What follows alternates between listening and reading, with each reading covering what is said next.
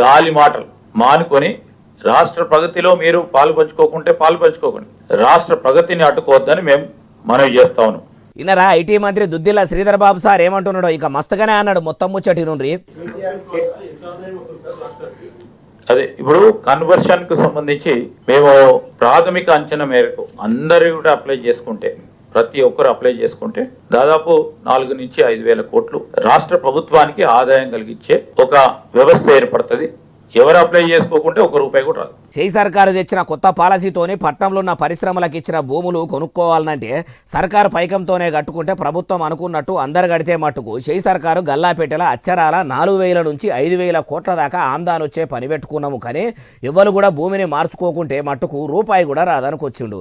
అయ్యా ఐటీ మంత్రి దుద్దిల్ల శ్రీధర్ బాబు సారు, మీరు ఇట్లా కంపెనీలు పెట్టుకునేందుకు ఇచ్చే భూముల మీద కన్నేసే ఇటువంటి జీవోను పట్టుకొచ్చిందని ఓ దిక్కు కారు పార్టీ లీడర్ కం మాజీ మంత్రి కేటీఆర్ సార్ అంటుడు. మీ చేయి సర్కారు కూడా ఇప్పుడు ఇట్లా ఆమ్దాన్ని తెచ్చుకొని పబ్లిక్ కు పనికొచ్చే పనులు ఏమైనా చేస్తుందా అంటే అది లేనే లేదా. పనికిరాని అందాల బామల పోటీలకు, ఏషగత్తల ఒయ్యారాల ఒలకబోతలకు 1,000 కోట్ల రూపాయలు బూడిదలో పోసిన పన్నీరు లెక్క పాడియేస్తిరి.